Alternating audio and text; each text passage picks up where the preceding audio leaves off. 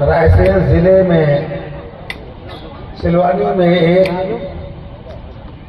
मुनक्किद all India Mansuri समाज का जलसा और इस जलसे की सदारत कर रहे सदर मोहतरम मध्य प्रदेश के अध्यक्ष आली जनाब मेरे मोहतरम बड़े भाई अजीज मंसूरी साहब, हमारे साथ राष्ट्रीय स्तर पर काम कर रहे मध्य प्रदेश के रूही रवां मुझसे पेशतर मुकर्रिर आली जनाब मोहम्मद एहसान पूर्व मंत्री जी, हमारे बीच में लखनऊ से चलकर आए हमारे ऑफिस के सचिव और सभी संगठन में पदाधिकारी की नियुक्ति देने वाले अली जनाब मौलाना इलियास मंसूरी साहब, हमारे बीच में बहुत ही जुझारू, बहुत कर्मठ मोहम्मद बख्श मंसूरी साहब भी इस मंच पर तशरीफ रखते हैं और ये राष्ट्रीय संगठन मंत्री हैं। पूरे प्रदेश के अंदर हमेशा दौरा करते हैं, समाज को मुत्तहिद करते रहते हैं। हमारे बीच में इस जिले के अध्यक्ष हमारे छोटे भाई जो एक लंबे अरसे से शुरुआती दौर से जुड़े हैं, नौजवान साथी हैं, जोश और बलबला से भरपूर हैं, इस जिले के अध्यक्ष अली जनाब फारूक मंसूरी साहब। आज इस प्रोग्राम को सजाने संवारने वाले, आपसे रूबरू होने का मौका देने वाले, जिनके जेरे सदारत ये प्रोग्राम हो रहा है, उनकी कोशिशों और काविशों के बदौलत यहाँ पर काफी कसीर तादाद में लोग इकट्ठा हुए हैं। अली जनाब फहीम मंसूरी साहब जो ऑल इंडिया मंसूरी समाज के ब्लॉक अध्यक्ष हैं, उनके साथ ब्लॉक उपाध्यक्ष बहुत मेहनती हैं नईम मंसूरी साहब, इस प्रोग्राम में उनके साथ कदम से कदम मिला के बराबर चल रहे हैं। जलील मंसूरी साहब,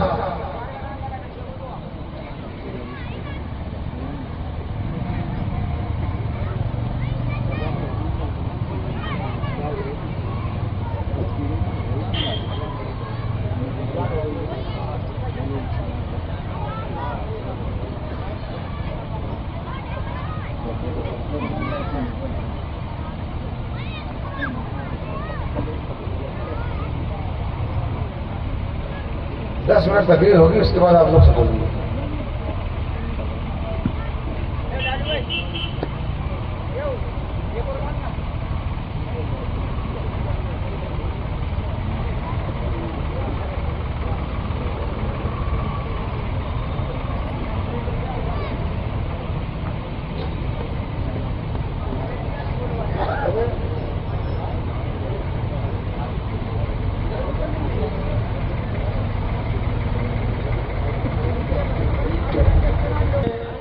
अली जनाब जलील मंसूरी खैरी वाले भी तशरीफ रखते हैं। आज इस प्रोग्राम के निजामत के फराइज को बखूबे अंजाम दे रहे भाई भोपाल वाले सलीम मंसूरी साहब, और हमारे बीच में शाम भाई मंसूरी बहुत पुराने साथी हैं, काम कर रहे हैं हमारे साथ में, और हमारे बीच में शमीम मंसूरी साहब भोपाल से, मुशर्रफ अब्बास मंसूरी साहब, और सागर से वो शेर हिंद, वो बब्बर शेर अली जनाब महबूब मंसूरी साहब तशरीफ रखते हैं। मध्य प्रदेश का कोई कोना नहीं है जहां पर प्रोग्राम में नहीं जाते हैं।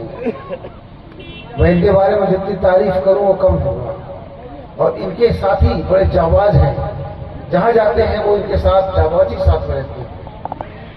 हमारे बीच में जलील भाई मंसूरी बरेली वाले, कल्लू मंसूरी सिलवानी, सलीम मंसूरी साहब जो बाड़ी से तशरीफ लाए हैं और बहुत ही बड़े बड़े प्रोग्राम करते, मैंने इनके बारे में सुना है, अभी मैंने शिरकत नहीं की है, इन्होंने दावत दी इंशाअल्लाह ताला। इनका प्रोग्राम बहुत अजीमुशान जलसा होता है समाज का, इज्तिमाई शादी भी बहुत अच्छी करते हैं और इन्होंने दावत मुझे आज दिया है, मधु दिया है, इंशाअल्लाह जब भी होगा मैं जाऊंगा और आपसे गुजारिश करूंगा कि आप लोग भी पहुंचेंगे और ये आपको इन्वाइट करेंगे।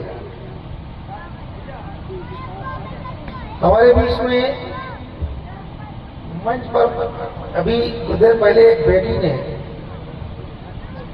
इतनी शानदार तकरीर की तो मुझे लगता है बड़े बड़े मौलाना भी शर्मा जाएंगे। माशाल्लाह क्या तलफ़्फ़ुज़ था उसका, क्या उन्वान था। ऐसे छोटी सी बेटी के अंदर इतनी काबिलियत और इतना शऊर और दीन को पहचानने की ताकत, ये फारूक मसूद साहब जिला अध्यक्ष की बेटी है। मैं इसको बहुत सारा प्यार देता हूँ और दुआएं देता हूँ कि अल्लाह ताला उसके जोश और बड़े जज्बात को अल्लाह कायम रखे, उसको और आगे बढ़ाए, उसको पढ़ाई लिखाई में जहसाजी करे। बहुत शानदार उन्होंने पढ़ा और उनका जो शुरुआती संबोधन लेना था हम सब मेहमानों का बहुत सलीके से लिया। दोस्तों बात तो बहुत लंबी होनी थी और तकरीर के कई उन्वान थे, लेकिन मजबूरी यह है कि मैं आपके बीच में बहुत ज्यादा वक्त तक नहीं रह पाऊंगा, क्योंकि मुझे जाना है और मेरी ट्रेन भी 8 बजे है भोपाल से। आप समझ सकते हैं कि ये दौरा कितना मुसीबतों भरा रहा होगा। आज मध्य प्रदेश के अंदर जो अजीज मंसूरी साहब और हमारे बड़े भाई मोहम्मद एहसान मंसूरी साहब जो वो मंत्री हैं, उनके साथ पाकीजा साहब, जो इनकी टीम है, महबूब भाई, जो इनकी टीम, जाकिर भाई, जो इनकी टीम है, वो एक बहुत संगठित टीम है और ये पूरे प्रदेश के अंदर समाज को मुत्तहिद करने के लिए काम करते हैं। आज जलसे गुणवान है, इसका हिंदी ये हुआ समाज सुधार। तो जो आज मौजू है, जो एजेंडा है, एजेंडे पे बोलना जरूरी है। मंसूरी समाज पूरे देश के अंदर तकरीबन 52 नामों से जाना जाता है। साउथ में कुछ नाम से, पूर्वांचल में कुछ नाम से, पश्चिम बंगाल में कुछ नाम से, उड़ीसा में कुछ नाम से, इधर गुजरात में कुछ नाम से, मध्य प्रदेश में कुछ नाम से, उत्तर प्रदेश में और राजस्थान में कुछ नाम से, महाराष्ट्र में कई नामों से। कुल मिला करके ये मैं कहूंगा कि ये 52 नामों से जाना जाता है। समाज के अंदर सामाजिक सोच पैदा करने के लिए इस तरह के जलसे पूरे देश और प्रदेश में किए जा रहे हैं। उसी का एक हिस्सा आज यहाँ ये मैदान है। ये समाज शिक्षा के क्षेत्र में पिछड़ा हुआ है, तालीम के मैदान में पूरी तरह पिछड़ा हुआ है। ये समाज में बराबरी का दर्जा भी हासिल नहीं कर सका है। ये समाज सरकारी नौकरियों नहीं जा पाया। ये समाज छत ढकने के लिए इसके पास ऐसा ढकने के लिए छत नहीं। ये वंचित शोषित समाज है। इसके लिए हम लोगों ने पिछले तकरीबन 20 साल से पूरी कोशिश करके उत्तर प्रदेश के साथ साथ 8 राज्यों में और भी समाज के संगठन का विस्तार किया है। अभी बता चुके मौलाना साहब कि हम मंसूरी समाज के प्रोग्राम करते करते कोई पूछता नहीं था। ये सामाजिक संगठन इसलिए होते हैं, शादी ब्याह करा दो, शादी में झगड़े हो सुलह करा दो, दुल्हन दुल्हा में मनमुटाव हो गया, उसको उसको सुलह करा दो। लड़की वाले लड़के वाले में एक किसी हद तक झगड़ा पहुंच गया, सुलह करा दो। तो बिरादरी के चौधरी पहले चोगा पहन के और साफा बांध करके शादियों में पंचायत में जाते थे, बरेली वाला सुरमा लगा जिसके यहाँ शादी होती थी, खाना ठंडा हो जाता, पंचायत बैठती थी, शाम हो जाता था और उनके बच्चे बिगड़ा जाते थे। पंचायत बैठ गई, चौधरी चल रहे, लोग भूखे मर जाते थे। लेकिन समाज इतना पिछड़ा हुआ नहीं बताना चाहता। धीरे धीरे करके वो व्यवस्थाएं खत्म हुई। अब वो चौधरी पंचायत के बाद नीम के पेड़ के नीचे चारपाई बैठ के मूड़ी गोली बढ़िया तरमाल खाते, अब नहीं पा रहे हैं। अब अनीस मंसूरी जैसे हाथों में आ गया है, पूरी भी खाना पड़ता है, रूखा सूखा जो मिल जाए खाना पड़ता है। क्योंकि हम लोग इससे काम नहीं कर रहे हैं। ये सवाल तो ये पंचायत करे, लेकिन सरकारों पर इसका कोई फर्क नहीं पड़ा, किसी ने पूछा ही नहीं। जब पिछड़े जाति के लोगों ने, रायनी मंसूरी अंसारी कुरैशी सब लोगों ने बात कही कि साहब आप बात तो बैकवर्ड नहीं करते हो, तो क्यों हमको साथ लेके ना चलो। तब देश के अंदर पसमानदा मुस्लिम समाज का निर्माण हुआ। मैंने ये नाम दिया, पसमानदा मुस्लिम समाज का नाम। और लखनऊ में एक बहुत बड़ी रैली थी, सियासी हल्के में हलचल मची, सब अपने अपने बारे में करना चाहते थे, समाज की वोट को पाने की चाहत रखते थे। लेकिन मंसूरी समाज में हमने बहुत बड़ा जलसा किया, ऐसा नहीं हुआ। सियासी लोगों को लगा कि ये 49 बिरादरियों का जोड़ है, ये इसमें इतनी तादाद वाले लोग हैं, इसलिए उन्होंने हमें पूछा। और हम उत्तर प्रदेश में अखिलेश यादव जी के साथ में 2012 की सरकार बनाए और उसमें आपकी दुआओं से मंत्री भी बने। जो उत्तर प्रदेश के मुसलमानों की जो हो सकता था हमने पूरी कोशिश की, उनको फैज पहुंचाया, उनको न्याय दिलवाया, तमाम कब्रिस्तान की बाउंड्री वाल को दुरुस्त कराया, खानकाह के तमाम झगड़े थे, कब्रिस्तान के झगड़े थे, मसाइल थे, वक्फ बोर्ड के तमाम चीजें थी, जो हो सका मैंने किसी हद तक उसको दुरुस्त करके अपने सरकार में ठीक ठाक कर दिया। लेकिन आज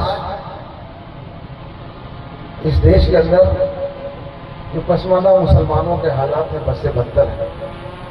हमारे पास बच्चों को पढ़ाने के लिए संसाधन नहीं है, हमारे बच्चे उतनी ऊंची तालीम हासिल नहीं कर सकते, हमारे बच्चे दस्तकार, कारीगर, मैकेनिक, बिजली के मैकेनिक, पंचर बनाना, लोहे का काम, ग्रिल बनाना, सरिया से जुड़े तमाम काम करते हैं। और जानवर काटने का कुरैशी करता है काम, मुर्गा काटने का करता है। ऐसे जो भी काम, जलील काम जो थे हमको मिले, हम लोगों ने किए। और हम पे किसी और ने बादशाहत की, हमारे वोटों के बदौलत किसी और ने इसका भरपूर फायदा उठाया। उनकी बदौलत हम बस से बदतर हालात जीने के लिए मजबूर हो गए। आज पसमानदा मुस्लिम समाज इतना देश के अंदर इतना जबरदस्त बन करके हो रहा है कि देश के प्रधानमंत्री जी को भी 2 जुलाई 2022 को अपने तेलंगाना की राष्ट्रीय कार्यकारिणी की बैठक में भी पसमानदा के बारे में चिंता जताना पड़ा। उन्होंने भोपाल में भी पसमानदा मुसलमानों के एक एक जातियों का नाम लेकर कहा कि वंचित समाज है। उन्होंने दिल्ली कई मंचों से पसमानदा मुस्लिम समाज के हालात पर उन्होंने चिंता जताई। लेकिन अफसोस की बात है 3 साल का वक्फा गुजर गया, केवल उन्होंने हमारे हालात पे अफसोस जताया है, हमारे हालात को सुधारने के लिए उन्होंने कोई ठोस कदम नहीं उठाया। मैंने कहा कि अगर सच में आप पसमानदा मुसलमानों के हितैषी हैं तो एक कार्य योजना बनाकर लागू कर दीजिए, हमारे लोग उसका लाभ पाएंगे। लेकिन बदनसीबी भी ऐसा नहीं हो सका। जो आता है हमें लूटना चाहता है, हमें छलना चाहता है। इसलिए हम उन ऐसी शक्तियों से, ऐसी ताकतों से बचें। आज समाज में बात करने के लिए हमें बुलाया गया है और बात में बहुत कुछ करना चाहता था, लेकिन मौलाना फहीम ने हमारा एक दायरा बना दिया है कि आप इस दायरे के अंदर बोलेंगे। कितना डरा कौम है ये, कितना दहशत के साए में है। इतना डरोगे तो बहुत जल्दी मरोगे। अल्लाह ताला ने जिंदगी दी है, कौम के लिए कुर्बान कर दो, और आप डराने की बात करते हो। डर हमारे कुछ सियासी उलमाओं ने भी, कुछ सियासी लोगों ने भी, बड़े नेताओं ने भी अपने रुतबे को कायम करने के लिए हमारे अंदर डर पैदा किया। बाबरी मस्जिद का मामला आया, चुप। सबने कहा कि फैसला हमारे हक में आ रहा, चुप, दंगा नहीं करना है, डरा दिया। फैसला आया, हमारे हाथ से हमारी मस्जिद चली गई, चुप। ट्रिपल तलाक आया, कोई आगे नहीं आया, सब चुप। ट्रिपल तलाक लागू कर दिया। सीए आया, सब चुप, वो लागू कर दिया। एनआरसी आया, सब चुप, लागू कर दिया। कश्मीर के अंदर धारा 370 आया, चुप, वो भी लागू कर दिया। आज इस देश के अंदर देश के प्रधानमंत्री मुसलमानों को डराने का काम करते हैं, उनके अत्याचार को खत्म करना चाहते हैं। हम डरने वाले लोग नहीं।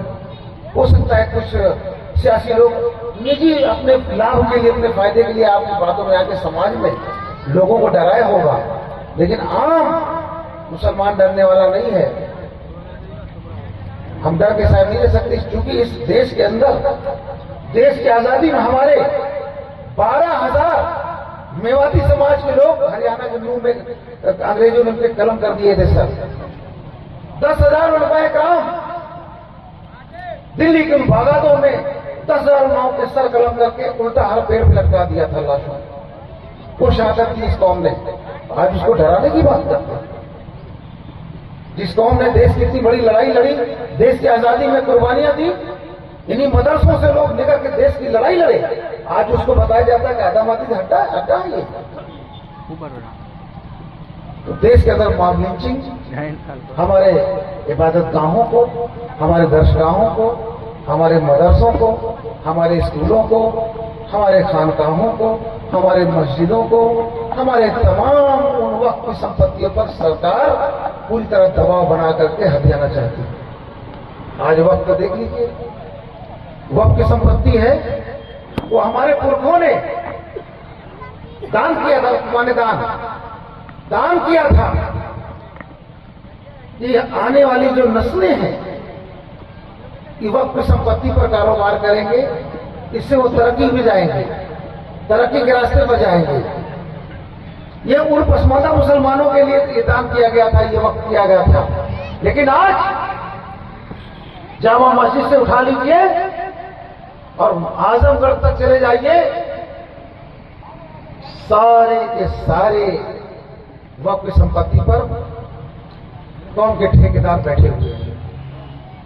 ये कौम के ठेकेदार, कौम के लुटेरे ये बैठे हुए हैं। अरे आप तो अशराफिया तबके से आते हैं, हम बैकवर्डों के लिए, हम पिछड़ों के लिए, गरीबों के लिए, बेवाओं के लिए, बेसहारा के लिए, बीमार के लिए, इलाज के लिए ये संपत्तियां उनके लिए वक्त की गई थी।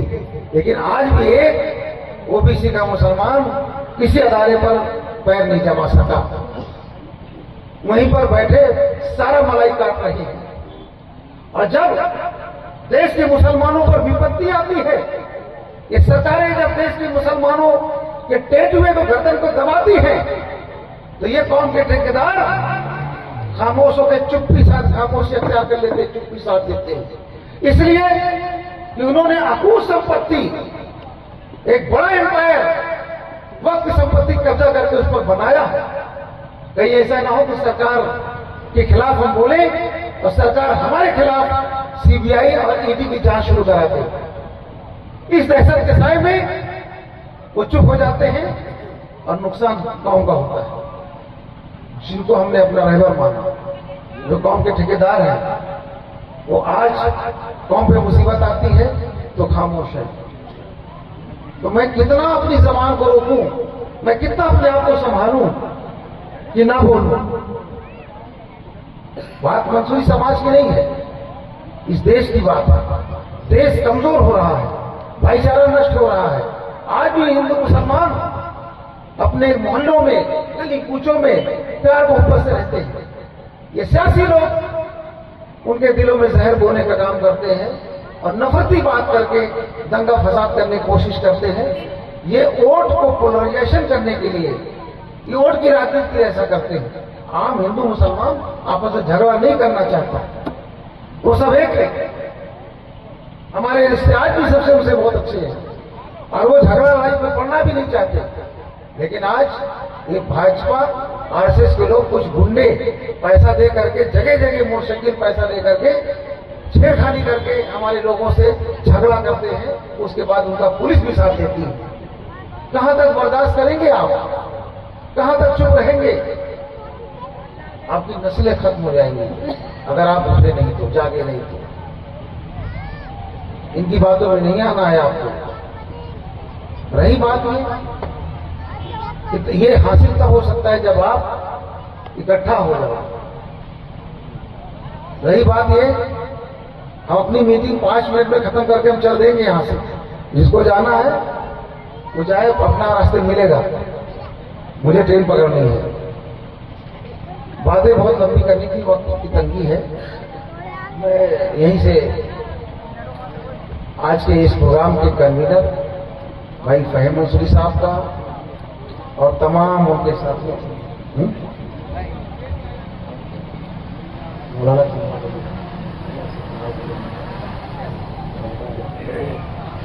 मैं फहीम भाई का जो ब्लॉक अध्यक्ष है उसका और नईम मंसूरी साहब का, जिला के अध्यक्ष फारूक मंसूरी साहब, फारूक मंसूरी साहब से गुजारिश करी गई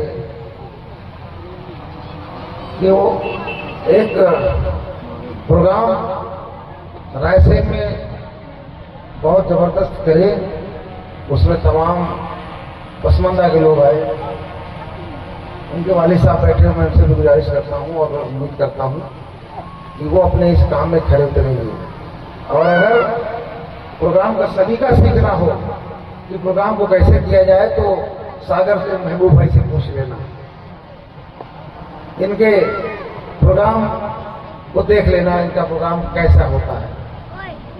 पूरा अनुशासित रहता है उनका प्रोग्राम और प्रदेश के तमाम कोने कोने से लोग आते हैं। इसीलिए मैं आपसे चाहता हूं कि जब भी प्रोग्राम आप करें, एक तैयारी के साथ में और सब लोग संगठित होकर के करें।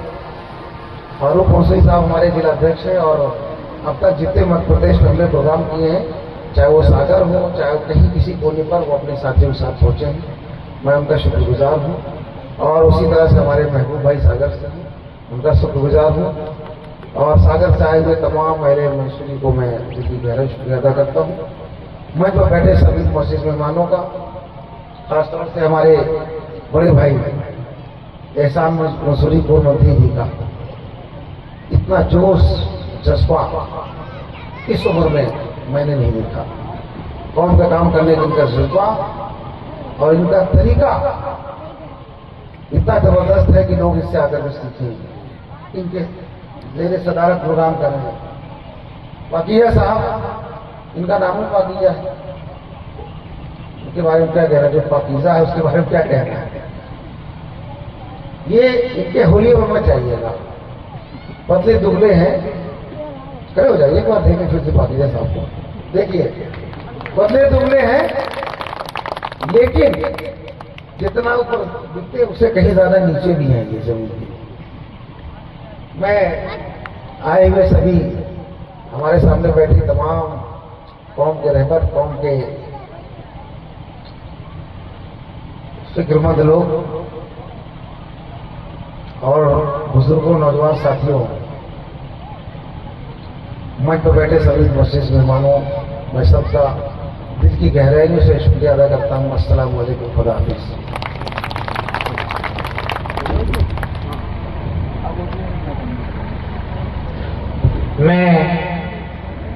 हमारे राष्ट्रीय अध्यक्ष और पूरे प्रदेश की टीम, उनका बहुत बहुत शुक्रिया अदा करता हूं। वो यहाँ पर तशरीफ लाए। राष्ट्रीय अध्यक्ष जनाब अनीस मंसूरी साहब, अनीस मंसूरी साहब, अनीस मंसूरी साहब,